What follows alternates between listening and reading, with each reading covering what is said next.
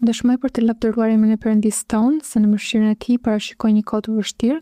Ky moment erdhi me shëndetin e përkeqësuar të djalit tim të vogël, jetën e cilit filloi të shuaj përmes sistemit të tij të frymëmarrjes, i cili sa herë që djali im përpiqej të flinte ose të pushonte, sistemi i tij frymëmarrjes rëndohej. Kaloi më shumë se një muaj dhe pa mundur të flinim, duke e parë dremitjet e natës të djalimit tim. Çdo natë kishte shumë vizita në klinika, shërbime të specializuara në urgjencë, teste, por situata nuk po bëhej më mirë. I thash Zot se kisha parë të gjitha ato dëshmi në Ungjil, lexoja Biblën sa i kishte kryer shërbime të mëdha. Nëse lejonte atë shërbiz përmes dëshmive të vëllezërve në faqen e YouTube-it. Do t'i thoja Zot, ti ua premtove atyre dhe është i njëjti Perëndi që më ka premtuar mua.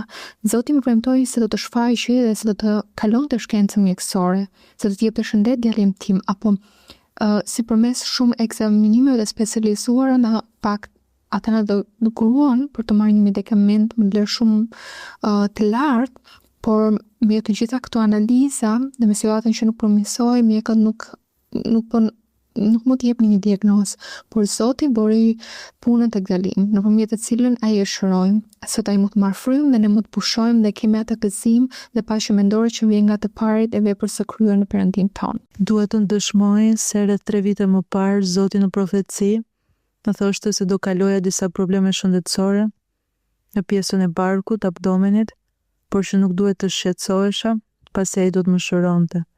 Kështu pësova një aksident dhe një makinë më goditi në bark, por gjithashtu preku dhe pankreasin dhe ligamentet. Unë mbusha me gjak derisa arriti masën e 1300 cm3. Më lanë disa ditë pa mundur të më lëvizni pasi pjesa e barkut rrezikonte të çahej. Pas disa ditësh, trupi e përthithi një pjesë të gjakut që kishte dalë prej organeve të brendshme dhe më thanë se duhet të vazhdoja të bëja analiza të mëtejshme me specialist dhe më nxorën nga spitali. Vazhdova kështu për disa muaj dhe më thanë se nëse do më operonin do ishte shumë e rrezikshme dhe mund të vdisja. Por shëndeti im nuk po shkonte mirë, pasi nga ajo që kishte ndodhur vazhdoja të kisha shtypje në pjesën e barkut, fshikësës, mushkrive, shpretkës, duke kufizuar kështu shumë gjendjen time fizike dhe duke bërë që të acarohesha shumë shpejt. Dhe kështu shkova sërish në spital me të tjerë mjek në Kali dhe më thanë sërish që operacioni mund të ishte shumë i rrezikshëm dhe mund të vdisja, por nëse do të më linin në atë gjendje mund të shkonte edhe më keq. Kjo kishte vazhduar kështu për një vit dhe gjaku nga brenda ishte mpiksur, ishte shndruar një kancer aktiv dhe në pak vite kur të përjetoja dhimbje shumë të forta, metastazat do përhapeshin në gjithë trupin. Nuk do mbetej më asgjë për të bërë nëse nuk më operonin tani. Duke besuar në premtimin e Zotit, më bën operimin gushtin e kaluar dhe operacioni zgjati më shumë se 8 orë. Tumori ishte aq i madh sa u desh të hiqej 25% e pankreasit. Apendiciti rezultoi të ishte nga ana e kundërt. Gjatë periudhës së rikuperimit u shfaqën disa probleme mbas operacionit, si takikardi, tensioni ulët. U desh të më bënin transfuzion gjaku pasi nuk arrinin të kuptonin pse po humbja gjak dhe u desh të më operonin sërish. Pas operimit të dytë sërish kisha shqetësime, si për shembull temperaturë, tension të lartë, takikardi dhe e lash veten të mbushesha me mendime negative, qaja, dhe një ignorancën time e vija në dyshim Perëndin. E pyesja pse duhet më ndodhte mua kjo dhe i kërkoja të më falte nëse kisha bërë diçka gabim, se këtë ndëshkim nuk e meritoja dhe i përsërisja në mënyrë të vazhdueshme që të më falte. Pas daljes nga spitali shkova në kishë dhe Zoti në profeci më thoshte se nuk ishte një ndëshkim dhe se duhet të rreshtje së fajsuar i veten time. Me të dëgjuar këtë, zemra ime u mbush me lumturi dhe gjithashtu më tha se duhet të vazhdoja të besoja te ai, se mjekët do të thonin se shëndeti im po përkeqësohej dhe se nuk shihnin përmirësim, por që ai do të glorifikohej dhe do më shëronte. Dhe kështu ndodhi, që trupi im nisi të refuzoj ushqimin, nisa të humb lëngje, isha e ëntur, stomaku ishte aq shumë i ëntur sa dukesha si shtatzën. Gjendja e trupit tim u përkeqësua shumë sa nisa të vjell gjak të mpiksur, trupi im e humbi ai shumë kontrollin, sa që më binte të fikët nga humbja e gjakut. Shtrohesha në spital për 3 javë, 1 muaj e dilja për 2 javë. Qëndrova kështu për disa muaj. Ushtrova pothuajse në të gjitha spitalet e Pererës dhe askush nuk dinte të më thoshte arsyeën e vërtetë të gjakrjedhjes. Më mbanin me hollues gjaku gjatë gjithë kohës, duke më bërë injeksione të vazhdueshme. Aq shumë sa I kisha krahët e nxirr nga aq shumë të shpuara që më kishin bërë. Vendosa të udhëtoj drejt Bogotas, pasi më thanë se rikuperimi nuk po ndodhte ashtu si pritej, pasi gjendesha në një gjendje të stresuar, ndaj dhe vendosa të vi në Bogota për të ndryshuar ambient. Dhe unë ndjeva pak më mirë, por megjithatë fillova të kisha sërish gjakrjedhje dhe më çua në spital. Gjendja sa vinte përkeqësoi, trupi kishte kaluar në kolaps, më shponin në bark për të drenuar lëngjet, por situata vazhdonte e njëjtë, aq sa më ra të fikët e u desh të më intubonin. Më bën një operacion me qëllim që të zbulonin burimin e gjakrjedhjes.